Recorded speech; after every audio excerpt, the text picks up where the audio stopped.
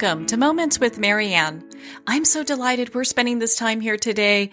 We have just a very inspiring guest coming right up, and his name is Nick Craig. He's here today to share with us his new book, Leading from Purpose. Now, Nick is the president and founder of the Authentic Leadership Institute, where he has guided over 5,000 executives in the last 10 years on a journey to discover and lead with purpose. He has worked with organizations including GE, Goldman Sachs, and West Point Military Academy. So let's welcome to the show, Nick. Thank you, Marianne. It's wonderful to be here today. Oh, what a pleasure it is to have you here. You know, I got a hold of this book and could not put it down. My goodness, I think everyone who has a team, who wants to improve their lives or just wants to be better at what they do, they need to get this book. I mean, it's amazing. Well, thank you very much. I'm glad you liked it. Well, you know, and I've got all these great questions. I hope we can get through most of them today. One of them, you know, it's like, what started you on this path of researching purpose? Well, you know, the funny part is you don't start, this is not something you sort of wake up one day and say you're going to research purpose. Mm-hmm. Back around 2006, I was working with a colleague named Bill George, and we were working on how do you help identify how do you create authentic leaders, and what does that look like? And he was teaching at Harvard Business School, and I was doing the corporate stuff, and we created a field book on what that looked like. And one of the topics we needed to cover was purpose. We knew we had to cover it. And I ended up having to work on it because nobody else who was on the team that was doing this had any clue what to do. So I started digging into, well, what does purpose really mean? And how do we help people really do this in a way that has the kind of impact that we would like it to be? And in some ways, I sort of let go of that, and I was focusing on some other things when a Fortune 10 company decided they wanted to run programs with us taking the lead, and they said, well, we want 2 or 3 things, and one of the things we want is purpose. And I was like, no, you don't want that thing. You don't want purpose. And they're like, yep, we're doing purpose. And I was like, oh, man. So 2007 to 2010, I'm running programs for the top 300 in this Fortune 10 company, and we're doing programs on purpose.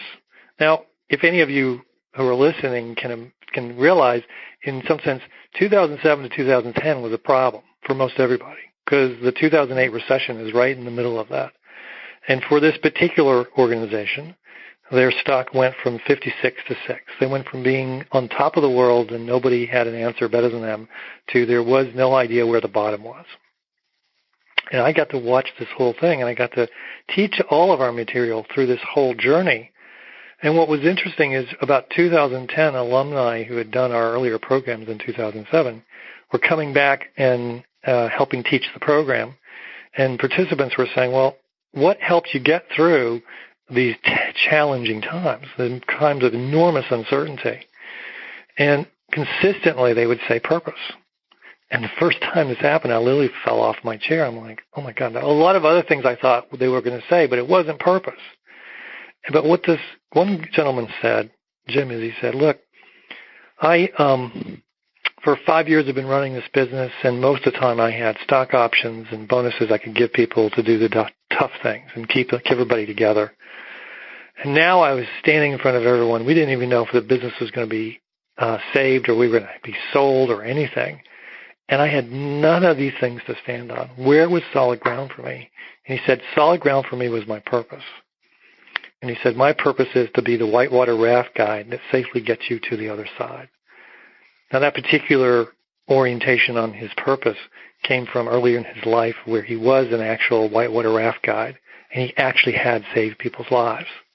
And so standing on top of that, he was able to get the group to really see that was who they'd always been following. And that was the thing that could withstand all the craziness. And it did.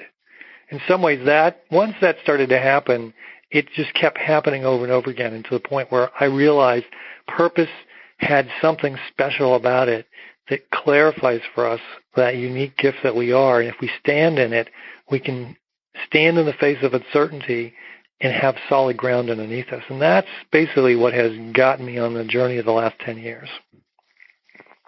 What a beautiful story. And, And, for our listeners that are still kind of going, well, gosh, what does purpose mean to me? And is there a definition, just a layman's definition that, our listeners can kind of better understand how that encompasses their life?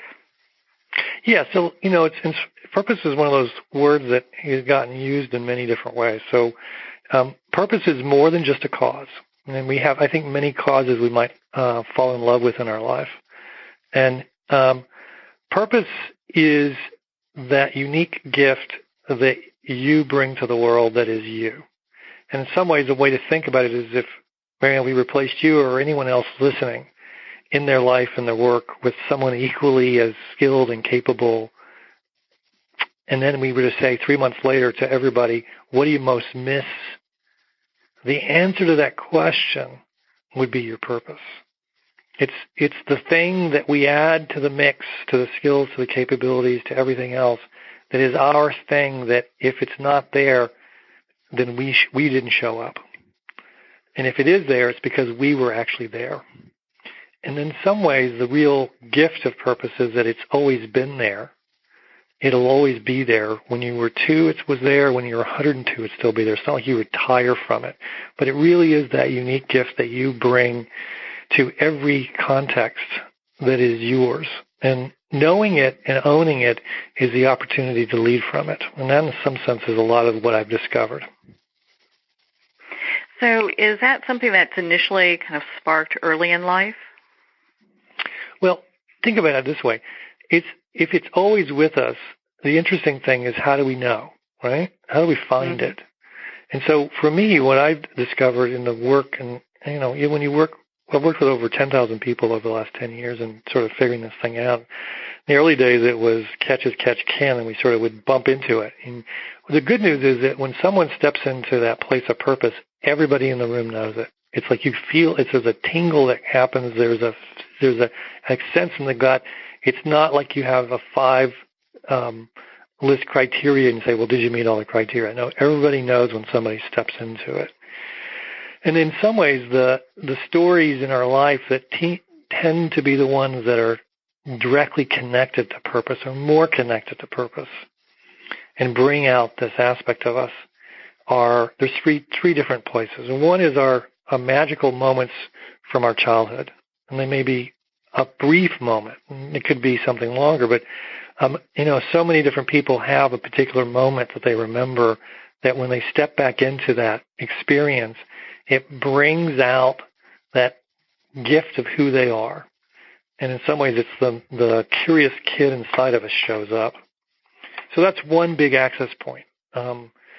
Another big access point is when we've been most challenged in our life, in the most challenging experiences in our life, something gets us through to the other side.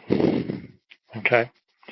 And we are enriched as a result of having gotten through. None of us deserve what we probably had to go through, but at the same time, we are a much better person on the other side.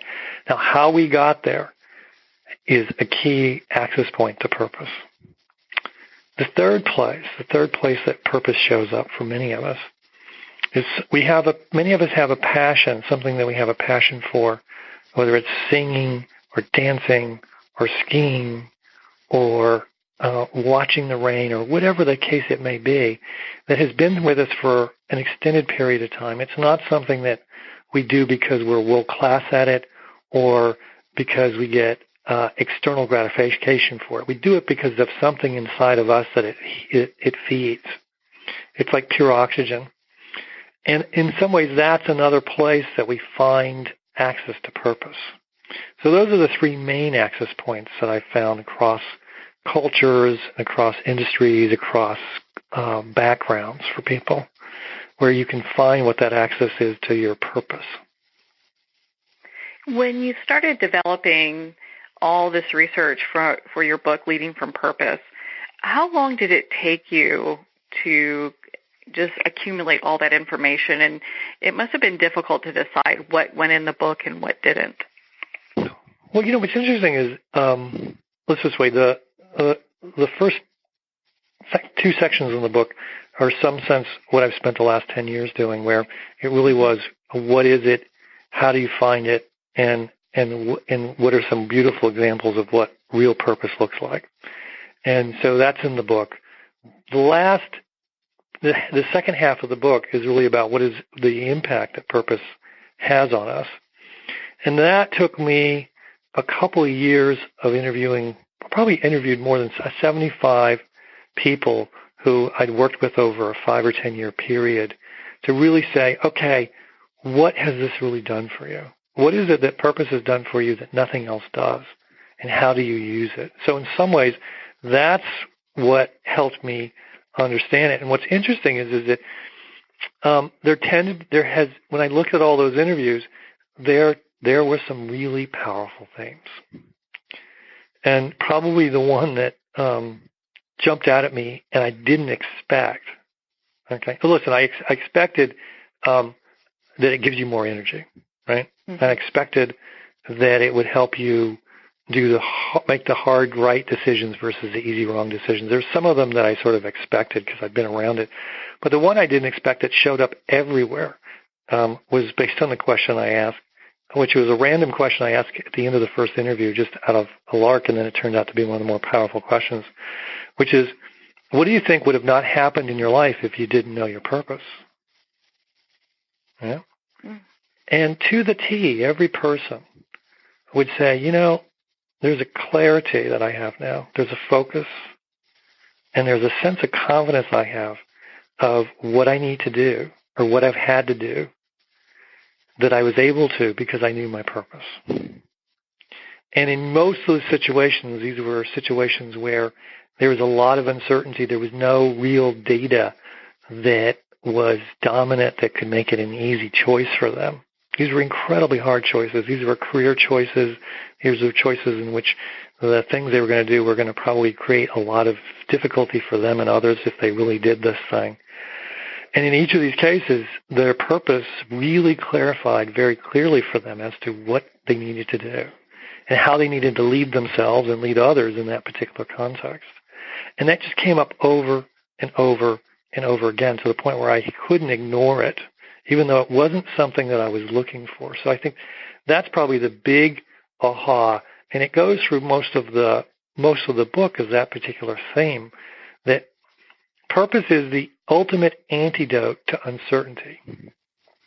And in a world that, these days I feel like the level of uncertainty that I find in the people I work with has increased dramatically. Nobody is saying, and I have very few people that say they think 5 years from now things will be more certain than they are today. And in most of my life, everybody thought the future would be better than today. Now it's a little more interesting.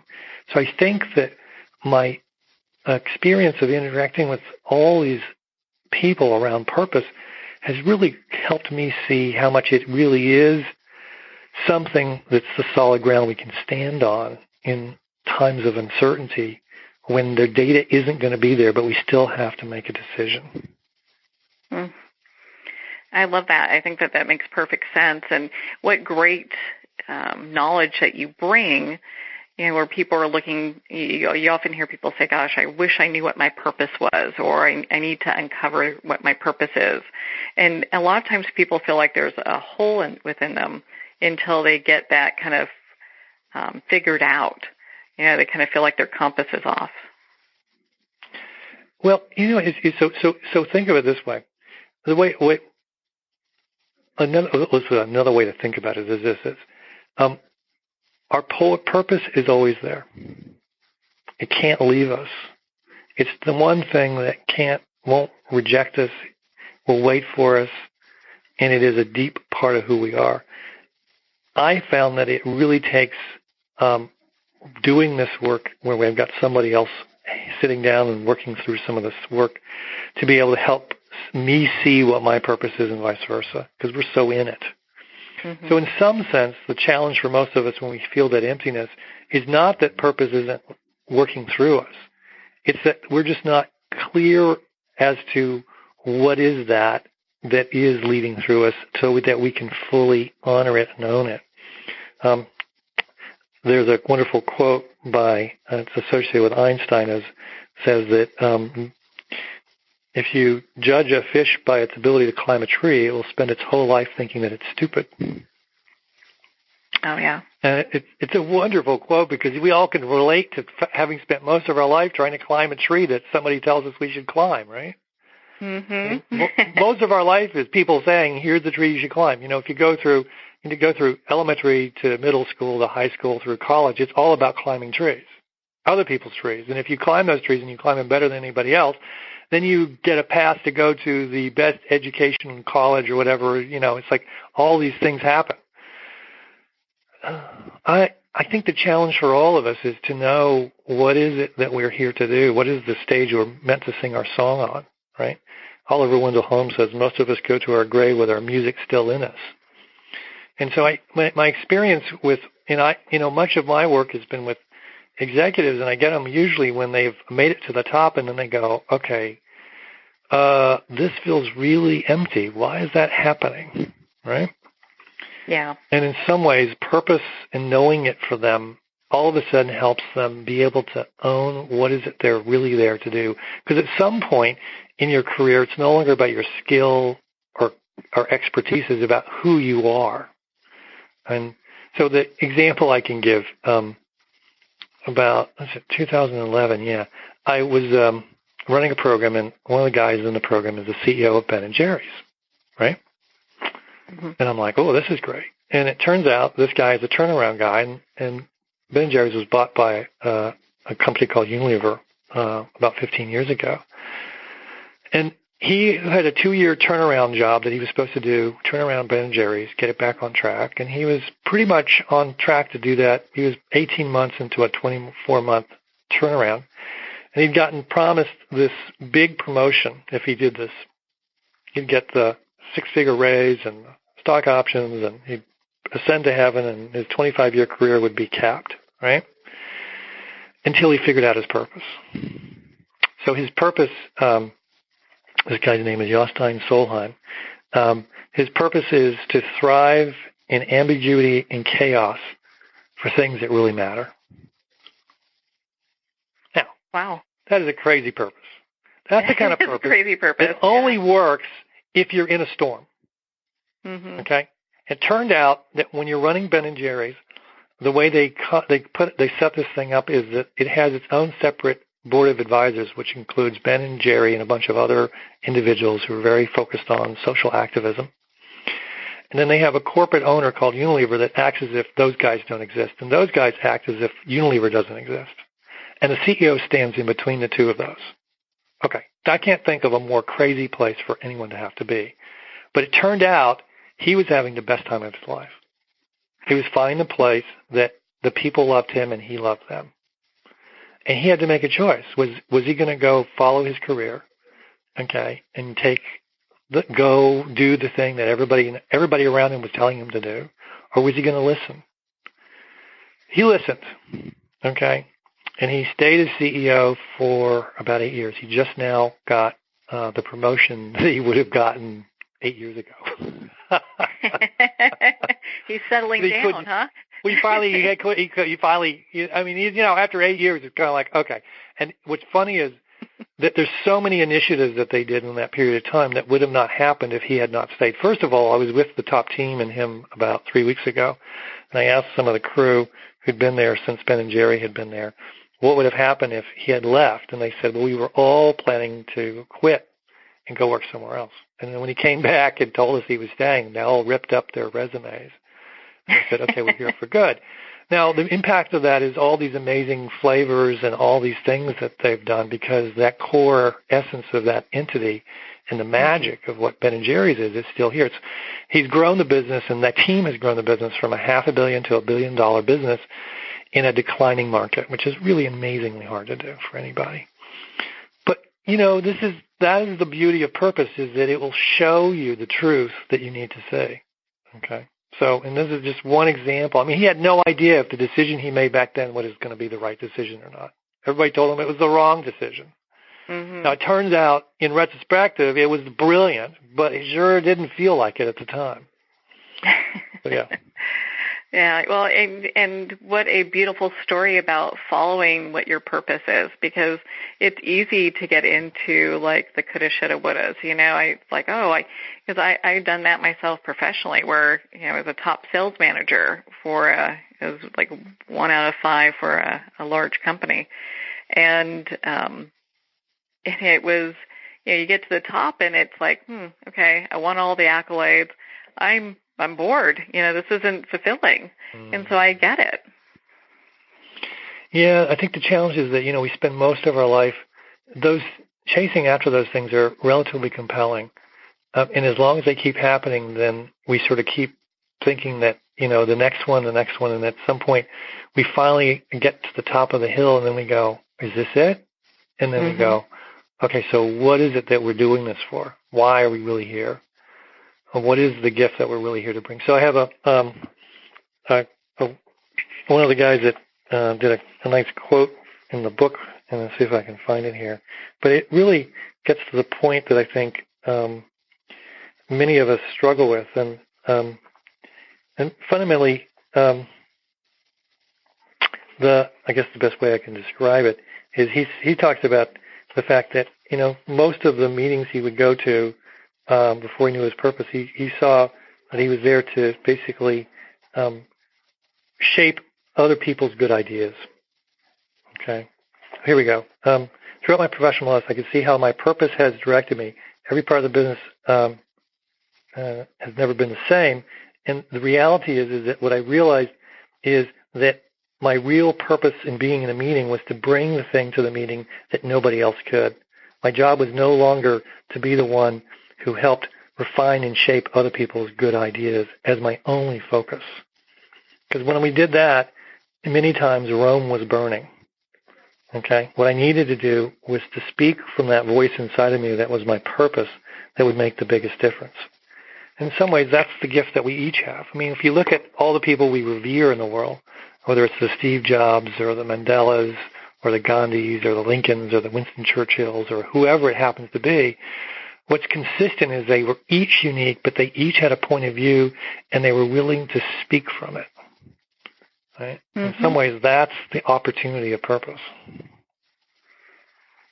I mean, can't say enough good things about your book, Leading from Purpose. I learned a lot personally, and I'm sure it's going to not only impact myself professionally, but those that I work with as well. And that's one of the things that I wanted to talk about next is impact.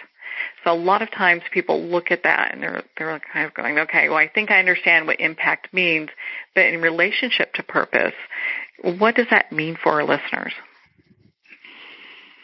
It's interesting. Impact happens in many different ways. Listen, I think people get the impression, at least there's a version of purpose out there, which is you love doing it, you're really good at it, the world needs it, and it makes a difference. My experience is that when that's happening, or when that was happening in my life, or when that's been happening in most other people's lives, I don't think you need purpose. Okay? And I know people who have had all those things, and they didn't have purpose. And when the music stopped playing, it was awful. Where you really need purpose is when nobody wants you to do it, you're not sure you're good at it, and you got to do it anyway. Mm-hmm. And in some sense, that's when we have the biggest impact, right? So, yeah. If I look at impact and I look at sort of what its consequences, so let's just wait. We can talk about business growth, right? And so Jostein was a wonderful example of where you actually get the real result. I've got a lot of individual stories about where people have had a real impact based on the businesses that they were running. But one of the women I worked with told some stories. Her purpose was, with tenacity, create brilliance. And it's a very simple purpose. And she told a story of, it's 2008, and she has spent the last 2 years opening an anchor store for a big retailer in Hong Kong. And, of course, they then decide that they have to shut down the store. And all the people that have moved to Hong Kong and relocated, they've got to lay off. Okay? And they were going to have HR go do it, but she said, no, you know what? I'm going to go do it. Okay, I'm going to close the store. But she said, I'm going to do it differently than you want me to, which is I'm going to make sure everybody gets a job. Okay, and I'm going to use all my credibility on the street, and I'm going to get all these people a job because I helped put them there. Now, she didn't have to do this, okay? And in the process of making this choice, she also knew she was going to be the one who had to take the package. So she goes about and does this and gets everybody but one person a job, okay? And so when she closes the door finally on the last day, she's incredibly happy. She is so living her purpose, and she takes the package. Now, for me, that's a beautiful example of impact, of doing what is it that really needs to be done, not what's being asked to be done. In some ways, it is about, purpose is about, and its impact is about really choosing the hard right over the easy wrong, and how do we step into that? In some ways, the examples that I have and some of the ones, the impact is not just the impact isn't just work related. Okay. Mm-hmm. And so, for me personally, one of the interesting things about purpose is that when you know what your purpose is, it will let you know what the score is, and you know where you're leading from purpose really effectively. And you also get information and feedback on where is it that you're not, that you need to step up your game. And for many of the executives I've worked with, and it's also true for me, one of the places that we have been most challenged to lead from our purpose is in our personal life. And I have made more executives cry over dinners when we've talked about where's the part of your life you most need to be leading from your purpose that you're not. And the stories are incredible. I'll tell mine only because most of the stories I've been telling have been about everybody else, and I just want everybody to understand who's listening that it's not like I now live a life of bliss. Living from purpose is living from a place of continually seeing where the next opportunity is to step more fully into my purpose. In some ways, the true mastery of purpose is that you never really fully 100% are living in it, because you're always stepping into the place where you need to step in more fully. 5 years ago, I was doing a brilliant job of living my purpose when I was working and running programs all over the world. And literally every place from Australia to London to Boston to Oklahoma City to Sao Paulo. So I was doing, and it was with amazing feedback that I was getting from people.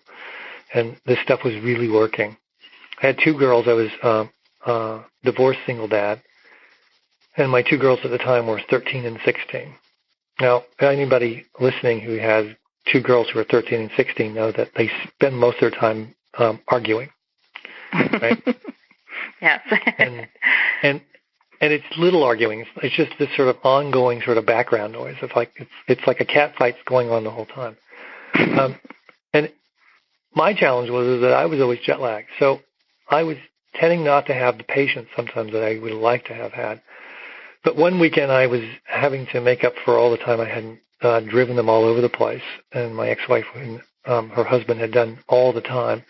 So I was really proud of myself of, taking them all the places they needed to go. And I had to pick up the 16-year-old at 11 p.m. one night, on I think Saturday night, from a party. So I show up at 10:45. I'm 15 minutes early. I'm like, no big deal. I walk in and I take her out. And what I don't realize is I was supposed to stay in the car. I was supposed to text her, right? And then she'd come out. And so I'd broken all the rules, right? So in the car as we're driving home, she loses it and just tells me how I've embarrassed her in front of all of her friends, right? And so it was a total meltdown. And her sister decides to start yelling and screaming at her at how much of a loser of a sister she is. Okay. And then I basically am telling them that they are both losers and I want them both to shut up because I can't take it. Right. And so it's, when you're screaming in a car and yelling, it is just awful. It's just an awful feeling, right? You can't escape, right? The car is still moving. I actually stopped the car, pulled it to the side, and I almost wanted to get out of the car. And it was just one of those moments as a parent where you're just like, that you can't help yourself, and you so wish you could have, because it's just awful. Okay. Get home, it's just awful. It's one of these things where everybody goes to sleep, and you're just hoping the next morning you wake up and what happened didn't happen, and it's just you can start over again. Like hit the reset button, right? Don't you wish you could? And the girls sat down with me the next morning and said, Dad, we love you, but we just don't like spending time with you. Because, you're unpredictable. You're nice one minute and you're yelling the next. Oh, my God.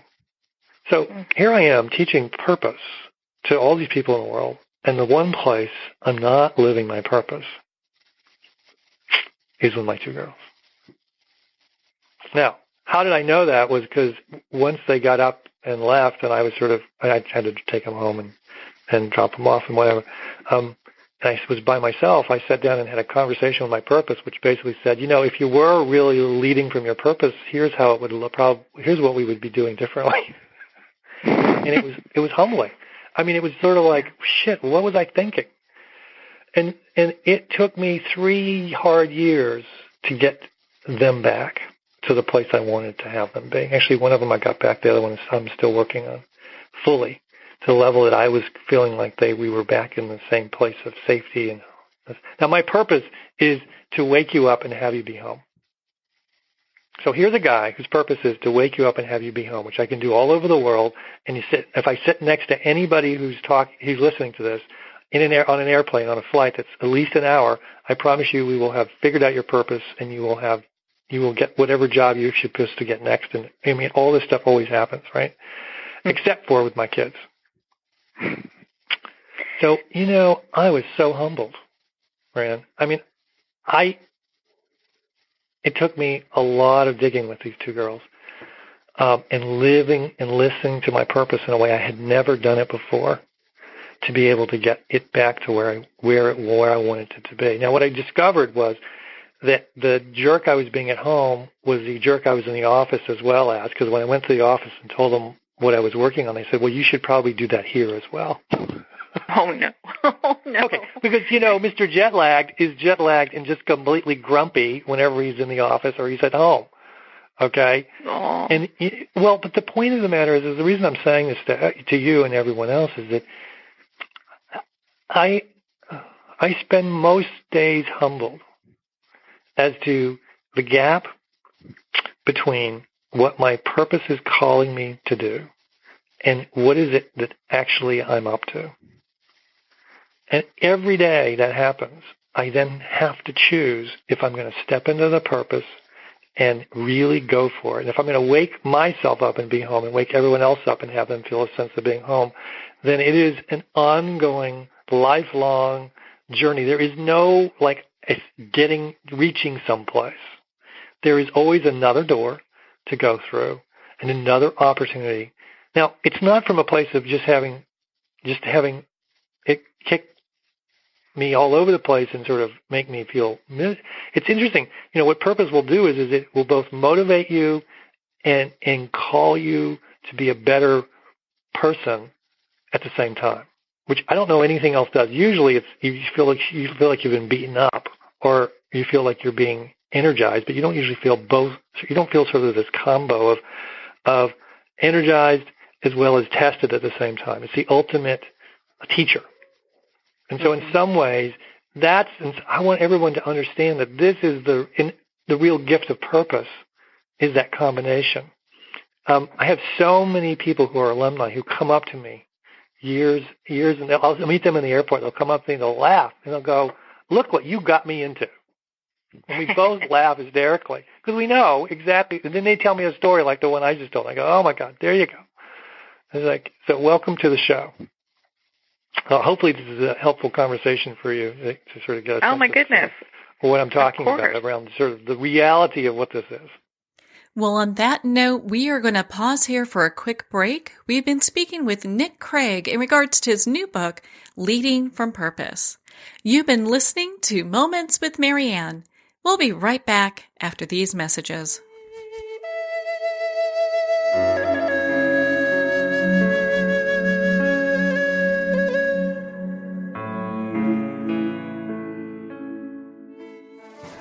Internationally recognized and award-winning author Judy Goodman works and teaches outside the box of limited thinking. Working with people from every walk of life, her goal is to empower you to be the best you can be, no matter what the challenge is. Born with the gift of seeing beyond our normal vision, she has an extraordinary gift of working with every challenge. Teaching beyond conventional wisdom, her work is described as life-changing. Visit judygoodman.com. That's judygoodman.com.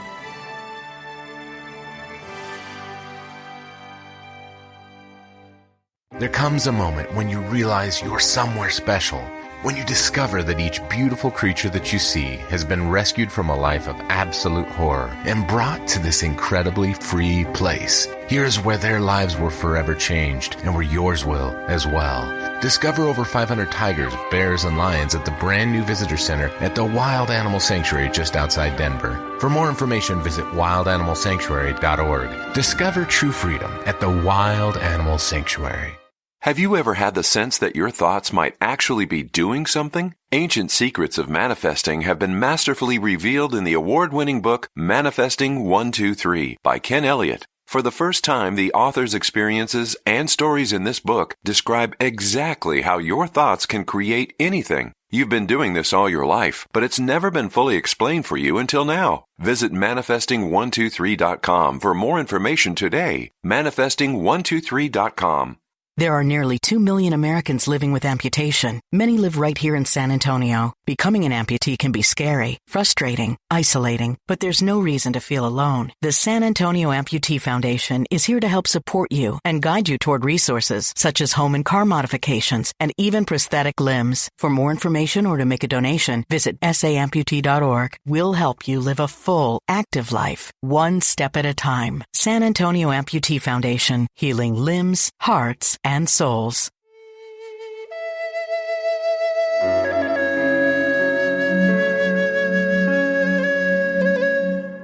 Welcome back to Moments with Marianne. We're here with leader and author Nick Craig, and he's sharing his new book with us, Leading from Purpose. If I look honestly at my career as a manager, I was pretty intense. We'll put it that way. And it was just because I was all business. I had to get things done. And so I lacked that, not all the time, but there were times where I lacked that ability to be as human as I wanted to be, because I was so focused on just the business. So, I get it. And so when we have these ability, the opportunity to look back or look at how we are presenting ourselves, we can make adjustments and grow from there. So that's the opportunity. I have this woman, Anna. Your story reminds me of another story, which is I have this woman, Anna, who, when I met her, she was a really serious lawyer person. Okay, she was a senior legal counsel for a corporation, and so and she was really good at what she did, but she was in the box of being the lawyer all the time, okay? Until she figured out her purpose. So I was sitting with her, we were working on our purpose, and we decided the journey we went on was her childhood magical moments. And as a kid, she loved being on stage, singing, dancing, reciting poetry. And she loved helping others do it. And she sort of was part of this whole group that created a theater program in the high school that she was a part of. And she forgot all about that. Okay. But when she sort of unpacked what her purpose is to inspire others to take a chance and own the stage. It was as if somebody had opened the door to purpose in a way that redefined her identity. Most of us, and I think what you're describing for yourself, there's an identity that there's a persona we identify with, which for many of us has to do with our profession, our expertise, our title, the university we went to, all of those things. The challenge is that, as you know as well, given what you now do for a living, is they're all fragile. Okay? Mm-hmm. And the true gift is knowing what's underneath all that. And for me, purpose is the ultimate identity that doesn't change. It's the one thing that isn't fragile. So for Anna, once she did this work and we played with it, she now, whenever she was doing meetings with marketing people to do a contract, she would ask them questions of how do you make this event more legendary, or how do we blow it out of the water and with our limited funds, or what's our social engagement? How will people remember us? And the marketing people are like, what? Who are you? And she's like, I'm Anna, and this is my purpose, and this is what we're going to talk about. And they're like, oh my God. Where'd you come from? Yeah. Seriously. But the point was that she was asking questions that they should have been asking. And when she asked them and they thought about it, they came up with a better event. Okay? And then they were like, so then what started happening is that whenever they were going to do an event, they would have an excuse to have her look at the contract, and they would sit down and schedule more time so that she could ask all her crazy questions. And they could go, oh my God, she's much better at doing this than we are. Okay. I mean, right now, she called me about 3 weeks ago and she's now, she's a legal person. She's head of organizational change and culture as well. Now, this never happens in any company. Okay. And she's laughing as she's telling me, and we're going to do a bunch of stuff together, but she's laughing as she's telling me because everybody's giving this to her, and they have no idea why they're giving it to her. It doesn't make any sense. It's not on her resume. But purpose has the power of having us step into the gift and no longer be limited by the roles that we have. Okay? So anyway, your story sort of reminded me of that one. Oh, hey, I'm glad, because it sounds like she's kind of reinventing some of her work where she's at, and for me, I left that industry and created a new industry for myself. So, it's interesting, when you follow that purpose, and that's why your book resonated so well with me. For whoever's on their path, they could pick it up and really start to get some headway. Well, the hope is that in doing the work in the book, that you really do make some headway. And one of the things that we have in the book is, at the beginning of the book, you can do a self-assessment that will give you a sense of where you are in your relationship to purpose. And then after you've gone through the book, we ask you to do the assessment again. And you can see what the shift has been as a result of working through some of the stuff in the book, or just reading the book, okay, and just thinking about some of these things. I mean, if we look at you and you look at what you're doing, there's a gift that you bring to this medium and doing these podcasts that is you, and is your gift, and is your purpose, that is not anyone else's. And in some ways, that's the thing that I'm wanting to help everybody be able to clarify is what is that beautiful gift that you bring, and how do you bring it? Well, and, I think I have time for maybe a couple more questions here. Sure. Like I told you, I have more questions, and I think we have time, so we may have to, bring you back and chat another day. But one of the questions I have is... the next time we could just do the exercise of having you figure out your purpose, right? That might be scary. I don't know. Oh, we would have it. Well, and it kind of brings me to my question. It's like, with all the people that you've worked with, what are some of the common fears that you see that come up that people are going, gosh, that they're just encountering doing this work? I think the most common fear that everyone has is that if you know your purpose, you're going to have to leave your company, your family, and go move to India and feed the poor or something, right? Mm-hmm. And so there's an association with knowing your purpose and sort of becoming, working for a nonprofit. I think the reality is exactly the opposite. I think one of the gifts for me of having done this work is that most of the people I've done this work with have had normal lives making things. They have unruly customers. They have strategies that go poof in a second. They have people they hire that they think are great that turn out not to be, and they have to figure out what to do with it. They have other people who've been overlooked that deserve a second chance. This is a life we live, right? They have kids that don't behave or do things that they shouldn't, and they have to figure out, how to help them. This is the world we live in. And, one of my most fond moments in recent history was I'm sitting in front of a guy, and I say, so what do you do? He says, I'm in charge of Jiffy peanut butter. And I'm like, really? Jiffy peanut butter? I'm like, you're the Jiffy peanut butter guy. He says, yeah, basically I'm the guy. I'm like, okay. Now, we had a conversation where one of my childhood magical moments is eating a peanut butter and jelly sandwich and having my first crunchy peanut butter.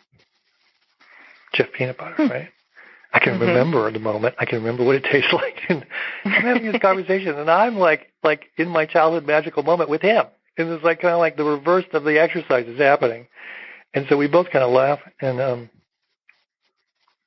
I think my commitment to him at the time was that your purpose is just as important as somebody who's, quote, unquote, saving the world. Right? I think for all of us, I think the fear is that if we have to have a purpose that is like saving the world. And for most of the people I work with, that's a way you express your purpose potentially.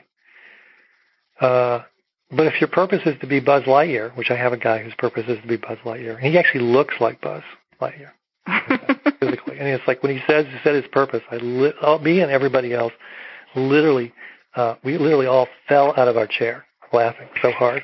Okay. And his purpose is to be, there's a whole orientation to what it means to be Buzz Lightyear, right? But here's a guy who grew up, his father left him and his mom, and he lived in a housing complex on welfare for a number of years. And that's how he grew up from there. And so his whole orientation and who he is is about what does it mean to see the possibility. Okay, what does he do for now, right? What does he do now? He's president of Hershey's Chocolate, right? Okay. So, I mean, my sense is, but the thing is that I think we all fear that, if we know our purpose, we're going to have to go do all these crazy things. And the truth is that a lot of the times what purpose is going to do is to stop us chasing after stuff, right? And to be just okay with where we are and to really own it. And the thing that purpose will help us most, one of the things purpose helps us deeply with, and I've seen this across so many groups, is the imposter syndrome. Most of us have this sort of narrative in our head where we walk in the door in whatever we work or some place where we are seen as a leader or whatever it is, and we all wonder how did we get here, and we're not supposed to be here, and somebody else should be doing this. Yeah. Oh yeah. And they're going to figure it out soon, They're going to figure. Yeah, seriously. Now, here's the funny thing is so. A couple of years ago, I got to do this program at West Point for 2 or 3 years. We would work with a subset of the faculty and go through this program. So I'm dealing with people who have been in Afghanistan and Iraq, and there's a couple of people who have arms or legs that are no longer there. They've all lost friends. They do a career in which they're as smart as everyone else, but they make a lot less money, and there's a very likelihood that something bad will happen as part of their career. I mean, there's very few careers that sort of have on the dotted line, and you might die, right? As sort of, and it's okay. And there's no insurance. There's no insurance that comes with this, right? Yeah. And they were all at West Point, and many of them do like a 3 or 4 year tour of duty where they get a master's degree, and then they work with 144 cadets, or they teach math or whatever the case may be. And they all had the imposter syndrome, every one of them. And it was funny is they all thought everybody else in the room didn't. Wow. Right? But the beautiful thing is when they spoke their purposes, they were just such beautiful purposes. And the interesting thing that really surprised me with those groups is that the word love and the word God were in many of their purposes. And I've done this with clergy, and of course those words come up a lot for them. But outside of that, I was like, well, this isn't my normal corporate route. How is this possible? And I realized that if you're going to give your life to something of service in which you might die, in serving and protecting others, then if love or God isn't your purpose, you're probably in the wrong job. Yeah. And so it was really interesting to sort of work with those. But I think the imposter syndrome is something that purpose helps shift. Okay, so I think it's important for. I think there's a healthiness in having it because it keeps you humble in some ways. And at the same time, purpose is going to continue to always put us in situations where we could easily step into the imposter syndrome because it will always put us in situations that are probably a little more uncomfortable than the ones that we would put in if we weren't listening to our purpose. Well, and that makes, it kind of, and correct me if I'm wrong here, are we kind of just redefining our purpose as we continue? We come up with certain situations and like, okay, I need to get my compass going due north again. Yeah, I mean, I think,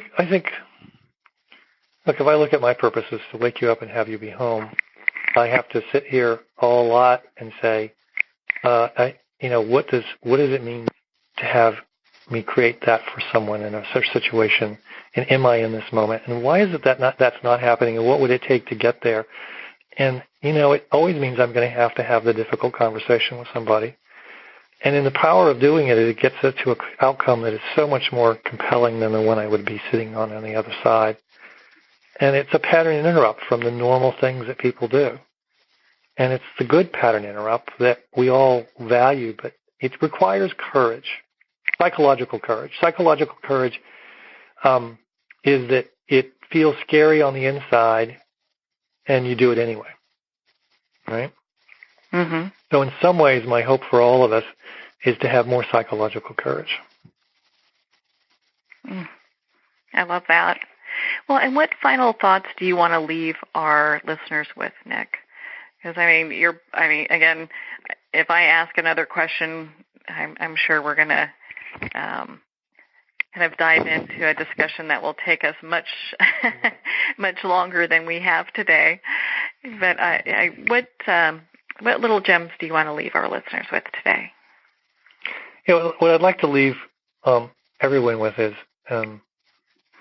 the most powerful way of accessing purpose isn't through a phrase, okay, which is what we usually associate purpose with being, which is, here's my purpose, right? Mm-hmm. That's a key. That's an access, like a key to a room. It's the room that matters. And it's that room of purpose that has always been there with us. Now, the best way to access that room is to write down or tell one of your stories or multiple stories and to step back into it and really access the part of you that was in that moment, whether it's those magical moments from your childhood, a passion that you have, or some challenging experience that you were able to get through to the other side on. In those stories is our purpose. And in telling those stories, we step into our purpose. And do you really need to know what the words are, or do you need to operate from it? And I would say operating from it is 99% of the game. That's beautiful. We are most definitely going to have you back on the show again, Nick. I mean, my goodness, you're such a fountain of information, especially when it comes to purpose. And I love how you are taking this to the next level for people. And for them, that's such a personal journey. I absolutely applaud what you're doing here. Well, thank you very much, Marianne. I am so appreciative of having the container of your purpose today and helping us have this conversation and go these places that we've gone. I think we've gone really deep today, and it really is just a beautiful expression of who you are. And I just want to thank you for giving me the opportunity to sing my song on your stage. Oh, well, thank you. My goodness.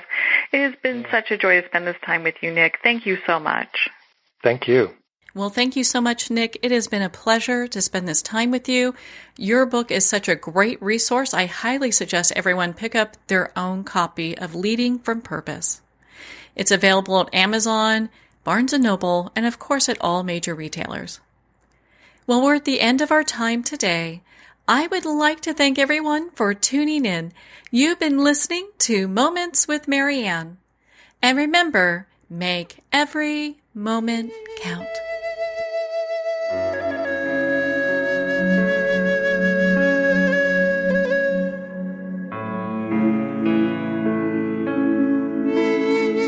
In a single moment, your life can change. Moments with Marianne is a transformative hour that covers an endless array of topics with the best of the best. Her guests are leaders in their fields, ranging from inspirational authors, top industry leaders, and business and spiritual entrepreneurs. Each guest is gifted and a true visionary. A recognized leader in her own work, and while teaching others to develop, refocus, and grow, Marianne will bring the best guest and sometimes a special surprise. Don't miss this. You never know just which moment will change your life forever. Moments with Marianne airs every Thursday, Friday, and Sunday at 8 p.m. Eastern, 6 p.m. Mountain Time. Make sure to tune in and visit momentswithmarianne.com for more information.